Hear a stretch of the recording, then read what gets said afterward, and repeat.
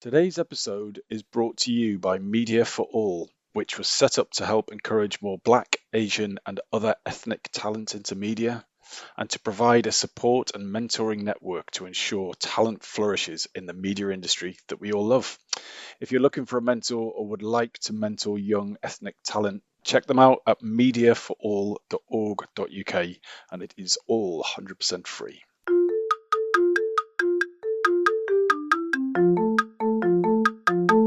Hello and welcome to the Shiny New Object podcast. My name is Tom Ollerton. I'm the founder of Automated Creative, and this is a podcast about the future of marketing. Every week or so, I have the pleasure and the privilege of interviewing one of our industry's leaders. And this week is no different. I am very happy to be on a call with Rue Roberts, who is country manager at UK at Waze. Rue, thanks for joining the podcast. And for anyone who is listening to the podcast who doesn't know who you are and what you do, could you give them a bit of an overview? Hi, Tom. Yeah, hi everyone. Thank you, first of all, very much for having me. A great way to close out my day. So yeah, my name's Rue, and I'm actually quite recently into Waze. I joined in June as the country manager. Prior to which, I spent 7 or 8 years working in the travel industry. Within Google, so supporting large businesses with their digital marketing, essentially on Google's platforms. And before that, I had around about 10-year stint at the New York Times company, working in both newspaper distribution and the advertising category across the kind of portfolio of titles that the New York Times has. So let's get to know you with some getting to know you questions that we always ask. So that's an interesting background, and I would love to know what has been the best investment of your time, energy, or money in that varied career. I think, well, so that career sort of starts, the New York Times company started in the early 2000s. So I kind of graduated from university.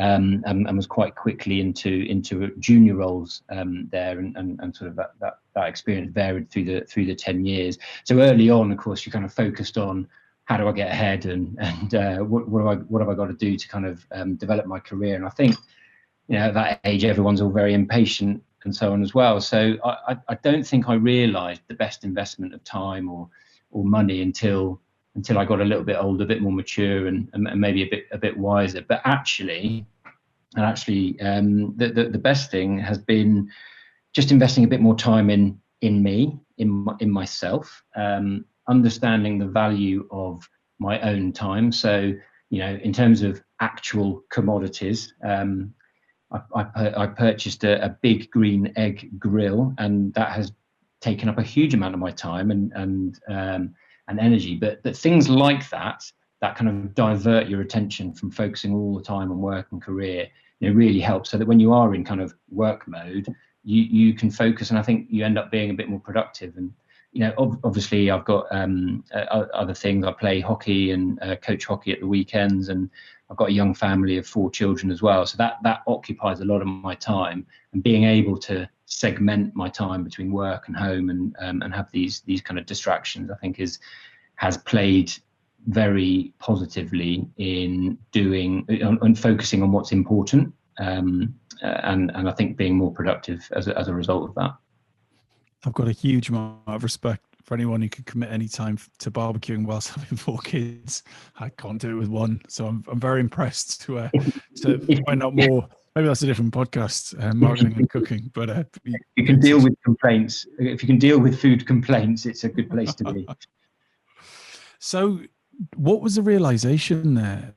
Because you've said you were very career driven, and then at some point you realized that actually you need to spend more time on yourself. But what was that like aha moment when you're like, I can't just be all career?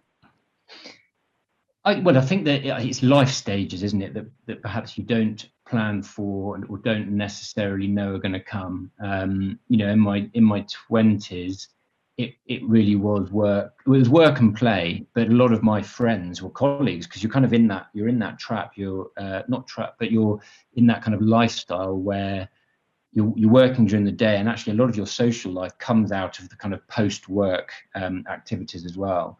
So I was spending a lot of time with the same people, which was great fun. But what it means is a lot of your social time is occupied by work conversations, and which creates its own kind of lethargy and fatigue about what you're doing. So I think I didn't recognize it then until a bit later, when I met my wife, and we were sort of starting to settle down with young children, young family. My eldest son is 12, so going back that long. And of course that life stage forces you to adapt and create time in a different way. And of course your priorities dramatically change, from the biggest thing in my life is my career to the biggest thing in my life is my family. And that naturally brings a different path in decision making. So I think you change your sense. I started to think, well, what is the career I want that is going to afford me the lifestyle I want my family to have? So it's less about me, more about my family. But you get selfish with your time as a result of that. That's the first life stage. But then actually more latterly, as my kids have got older, they're all in school. They're pretty independent. So we've got much better sleep at night, and we don't have to be fully occupied. And then that next wave is me getting a little bit more selfish. So I've joined my local hockey club. So I get out on a Saturday afternoon, which is great, and that is time to myself with a different collection of people. And all of that means that when you're in home mode or work mode, you're properly engaged in kind of like the task or the activity that you've got in front of you. And so, would you do anything differently now that you've had the chance to reset, like post family, as it were?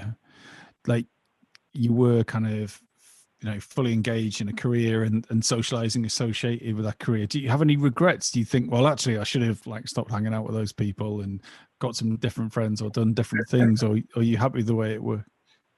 Yeah, I think I'm really happy. And I think ultimately it's not about not being career driven. It's more about focusing on what's rewarding from a kind of career satisfaction point of view. Having moved recently into Waze, that is a great community of colleagues that I've got that I'm still discovering because it's so new, and having to kind of discover these new friendships and work relationships purely on VC, by the way, is a challenge in itself.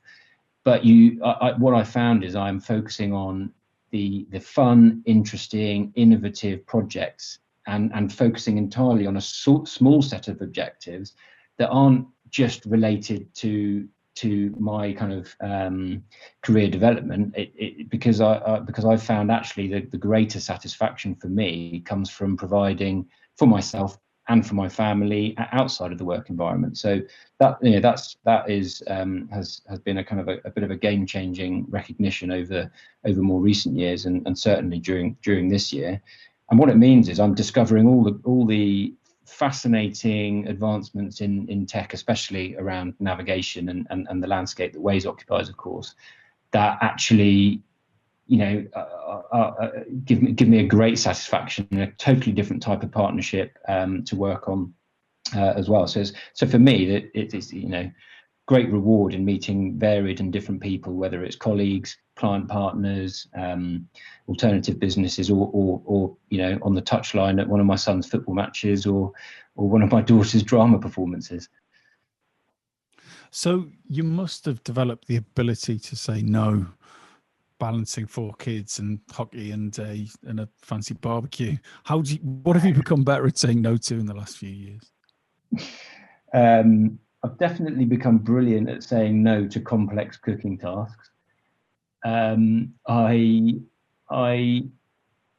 think in my job, so professionally, I've really got 2 core objectives, in the UK. So my remit really is covering growth in users, so creating more engagement with Waze in the UK market, and managing the advertising revenue that we have to kind of fuel the innovation, so to speak. So with 2 sort of fairly straightforward objectives, anything that is asked of me that doesn't really satisfy those objectives, I've gotten really good at saying no to. And that is, it sort of sounds like a simple thing, but being able to apply that to very senior people, both internally and externally, as well as a whole range of individuals, yeah, it takes practice, it takes confidence, and it takes a certain concentration on what it is that you're set to achieve. Because I'm really, my career, to myself and to others, is purely going to be measured on my ability to meet objectives that are set in front of me. So that definitely is I think is a skill, takes practice, and takes confidence. So what new belief or behavior have you taken on board in the last 5 years that's really helped with work? I have, there's kind of two things that I go for. One was gifted actually to me at work quite recently, which is an interesting one, which is, don't let brilliant be the enemy of good, which you may have heard or heard variants of, which is essentially, obviously you have high expectations of the work you do and you want to be a high performer, but that kind of drive for perfection can at times get in the way of productivity, getting things done. So just having a healthy disregard for always needing everything to be absolutely perfect, just make sure you've got that kind of balance and recognition of when enough is enough and you can move on and be sort of highly productive. But the other one that's been slightly more, or has been longer lasting, which I'd say I've carried with me over a much longer period, a number of years, is the principle of always look forward, never look sideways. But from that, what I mean is that kind of competitive element that I think can be present for people through their careers. There's always going to be someone moving faster than you, or perceived to be moving faster than you. But also, you're almost certainly going to be moving faster than others, or perceived to be. You're never going to be satisfied, because you're always going to feel like, why has that person got something I haven't got? Or that competitive element can be a real distraction. And I've found if I just focus on, am I making progress? Am I making progress in the areas that I want to make progress? And that is career, but also at home. That has to be the most important benchmark, and I think living by that principle has really helped me prioritize, set clear objectives, and it's really helped deliver a balanced work-life lifestyle that's been good for the rest of my family as well. So that answer fascinates me, and it's something that I struggle with a lot, and I really love a sort of motivational catchphrase, and I enjoy don't look sideways, always look forwards, or whatever way around that was. And it makes so much sense, and it's so relieving to hear you say that. You're like, oh yeah, of course, yeah, just look forward, man, don't look at anyone else. But I can't stop myself, I just can't. And that's what a weakness of mine is, that I look at competing businesses and I think, oh, that person over there must be having a great time because they've got this or got that, and I know it's wasteful and I know it's foolish, but I can't stop myself doing it. So I'd love to know how you manage to always, or as much as possible, look forwards and not sideways. I mean, I think I would be probably untruthful to say that I don't have any moments of envy creeping in at times. I can think back to an example actually when I was up for a promotion in a role I was in, and I felt pretty confident about it, but actually it went to somebody else, went to a colleague of mine, and in my head, there was either little discrepancy in the contributions we'd made, or in fact, most likely, I thought I had delivered way more, and of course, so I kind of felt, well, this is unjust and all the rest of it. But what I realised is, what I taught myself to do, and that was a good instance, was you just question yourself on what are the things you don't know. So, for example, at home, during that same period, we had grown a family of 4 children, and we had moved into a family home, and we'd sort of progressed our lifestyle into an area that we wanted it to be in.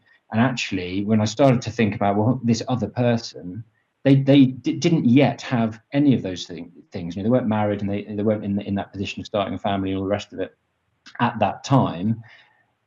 And so the priorities are very different. So actually, comparing yourself to somebody and doing that look sideways, you never, or very rarely, are you comparing apples for apples. And I think just reminding yourself that everyone's different, everyone's got different stuff going on at home, everyone's got different stuff going on outside of the job, most of the time that you're unaware of.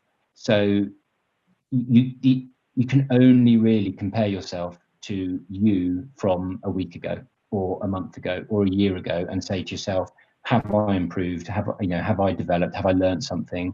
And I think that's how I have applied that discipline.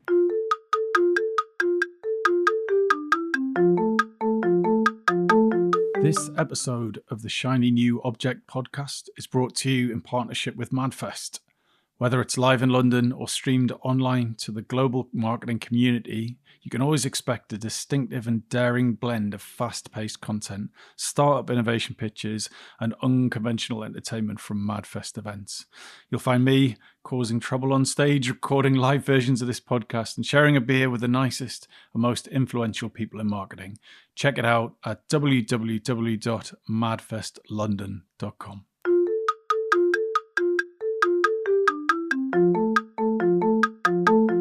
So we are at the halfway stage now, and we're going to talk about your shiny new object, which is unquestionably a first on this podcast, which is Waze's Celebrity Copilot, which sounds a bit like an amalgam of marketing words all sort of thrown together.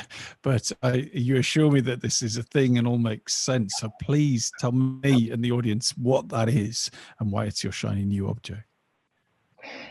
Yeah, it's really, this is one of the great things, when I apply all that I've mentioned already, to my decision making and kind of why I ended up at Waze, which was actually less about the Waze platform and more about the experience and skills that I felt I wanted to stretch and learn more about. And the this country manager role certainly delivers on that.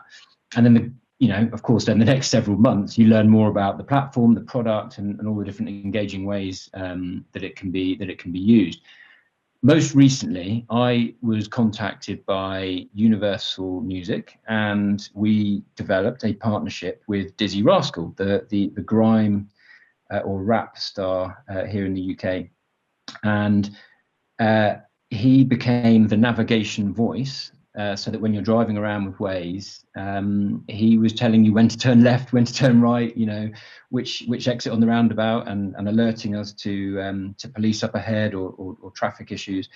So this is where it's great fun. It's an innovative idea, and it's great fun, and it draws a broader appeal to an otherwise fairly straightforward navigation tool. Well, that's not a one-off. This Christmas we are doing a Waze Copilot. So if you're a user of the Waze app, you can download Santa's voice. You can utilize a sleigh instead of a regular car as your icon on the map, and you can have a bespoke Christmas mood to go along with that. The Waze kind of characterizations we call moods. And it kind of brings to life, either through a festive period or seasonally, something that's just so much more engaging for users and draws a broader appeal. And another great example is in Mexico running at the moment, we have the Formula One driver Sergio Perez, which is great timing. We didn't know it, but he's just won his first Grand Prix. So so that's obviously a great win for that partnership as well. But yeah, that's kind of my shiny new object at the moment, because it's great fun. It's very much a priority opportunity to the objectives I talked about earlier. So I don't have to say no to anything. It's really, who else wants to come and navigate the app for us? It's an open invitation. And what's the benefit to Dizzy Rascal? Does his music get involved in that, or does he announce that it's Dizzy every time you open your Waze app? Like, what? It's fun, it's cool, it's innovative, but what's in it for him? Yeah, sure. So we actually had quite good timing with Dizzy as well, similar to what I just mentioned with Sergio Perez winning his first Grand Prix. While Dizzy was with us and we were just getting ready for the partnership, he was awarded an MBE for his services to the music industry, which again, great timing. We didn't obviously know that was going to happen. He's been on the scene for a long time. This coincided with the release of his latest album, which has had great plaudits as well. And he's a fan of Waze, so it was one of those kind of fortuitous moments where the loyalty that Waze has, I think, is kind of unquestionable. The fact that the map is updated in real time by users on the road themselves, and also by a huge army of over 500,000 map editors that help update the map and work with city partners to keep that up to date. These things deliver unquestioned loyalty, but the same is true of fans. And Dizzy Rascal, turns out, is a fan of Waze, uses it, and was really keen to see if he could be the voice. So yes, it's kind of it was an opportunity for both parties to kind of get a decent sort of publicity, and do it in a really fun, engaging way for consumers as well. And so you got Santa's voice. Did I assume Dizzy Rascal didn't do the Santa voice? Was that anyone that we need? In case there's any youngsters listening, no, that genuinely is Santa's voice. No, I don't think there. I don't think we've got a celebrity doing a fake it there in that instance. But we've worked with commercial partners for this in the past as well. So Coca-Cola did a change voice with Santa last year. This year we've got Shell delivering a sleigh experience in the app as well. So we look for kind of partners to do it if it's relevant in the moment for them and for us. But similarly, it's also a commercial vehicle. So we invite advertisers to take advantage of these tools as well. And so it puts you in an odd position. You're a utility provider, but also a media platform with this celebrity co-pilot. You're in that sort of odd middle ground, really, because Dizzy's helping you navigate the streets of wherever, but at the same time, you're advertising his album, or certainly his celebrity. Is that something? Was that a strategic decision by you guys, or is that just a happy accident based on these innovative opportunities? I think it's the latter. If we're working directly with a commercial partner, I mentioned Shell, that are live at the moment with their Christmas execution with the sleigh. That is relevant to them. It's brand recognition, and also they are a regular set of venues. Their fuel stations are present on our map with a good high frequency. So it makes sense. It makes sense for them in that instance. When it's something that's not so much about us being an advertising platform, like the Dizzy Rascal example, that is just one of those fortuitous moments. So to be clear, we weren't promoting his album on our app. We were simply using his voice. He invited us to use his voice, but because it coincided with the launch of his album, we were backing the PR vehicle on his behalf as well, because it's for obvious reasons. There's user engagement that's good for us, and there's some additional platform of publicity for him. So I think these kind of partnerships work really well for the right people at the right time. So if someone's listening to this podcast who's a brand and they're thinking, wow, that sounds fantastic, I'd love to do that for my brand, what's the process you go through? I'm assuming sending place to start. But I mean, from a creative perspective, do you find yourself in a position where you're turning some people down, saying, look, you know, I don't think James Corden's right for Waze, or maybe you want to try this person? Or how does it genuinely work from a creative perspective with potential brands and partners? Yeah, no, absolutely. And I think one thing that, you know, has to be clear is Waze is a family app, right? Because we don't know who's in a vehicle at any given time. You know, you're not entering that into the app each time you drive with us. You're not sort of saying, oh, and by the way, we've got some minors in the car, so please don't swear. So of course we're a family proposition in that sense. So there is criteria that we go for. By the way, James Corden would be great. So if he's listening, you know, give us a call. That would be a great addition, because we do look for a recognisable voice. And I think, you know, you referenced James Corden. He's got now a pretty world-renowned, recognisable voice, and he's a household name. So that works. Dizzy again is a great example. In the past, we've had Arnold Schwarzenegger doing a Terminator voice. We've had Star Wars plugs as well, using you know, you can have kind of C-3PO's voice, which is one we've done in the past. In the UK, we've had Sue Perkins. So if you kind of get the taste that there are voices that would be kind of recognized, quite distinguished voices, because that's important for it to work. And of course, we look for people that are kind of popular or recognizable to a breadth of the audience, so across family, rather than being too niche as well. And so what have we got to look forward to from Waze for next year? So people are going to coming out of lockdown, and presumably going to have a lot more users again. So what can we expect from you guys from an advertising platform or innovation platform? Yeah, I think 2021 is a really important year for obvious reasons. You know, coming hopefully out of the back of the sort of the I guess the toughest periods of the pandemic. There's a lot of expectation for 2021 to deliver across industries and bring back a feel-good factor, right, in the UK and elsewhere. What to expect from Waze? We have a high expectation, because we are helping to transport over 3 million users in the UK each month. So it's a lot of people with a high expectation on our product to deliver.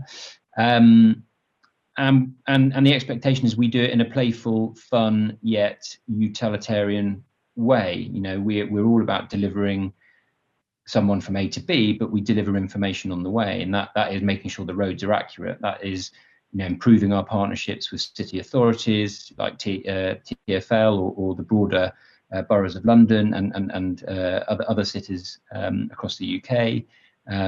You know, we've got a high expectation to alleviate traffic wherever we can. So those kind of fundamental principles to what Waze does, we are ever seeking to improve those through our functionality, through our product.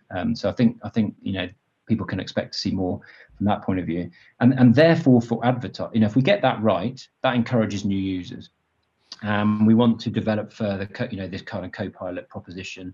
I'd love to see more celebrity voices or recognizable voices join us on the platform, and if that increases the user base, that in turn alleviates traffic, alleviates road issues, because more people using the proposition, of course, that helps disperse traffic and make the roads sort of a less stressful environment. And then for advertisers, you know, that hopefully means that we are a platform that becomes more and more relevant and enticing, because the audience is bigger, the audience is more engaged. And even for advertisers on the platform, it's all about local information. It's time of day relevant, because people are literally in the proximity or in the vicinity of their business. So everything is to do with relevance there. So you know, we hope to bring more commercial value to our advertising partners. We hope to bring more fun and innovative functionality to our users, and hopefully we'll be having a conversation again in a year's time with more successes, Tom. I would look forward to that very much. And what a fun sounding job. What a brilliant 2021 you have to look forward to. So if someone wants to get in touch with you about being a celebrity voice, I don't know if we have any celebrity listeners, how would you like people to get in touch with you? Yeah, so for sure, they can contact me directly at Waze by email. They can contact us via our Waze ads platform. So definitely searching up the Waze advertising site, which has communication links on there as well. But everything feeds through to us if you search up Waze. I think there's just loads of opportunity there, and I hope that other people see it as a playful, fun way to engage with kind of relevant and interesting information. Brilliant. Roo, thank you so much for your time. Yeah, appreciate it, Tom. Thanks a lot.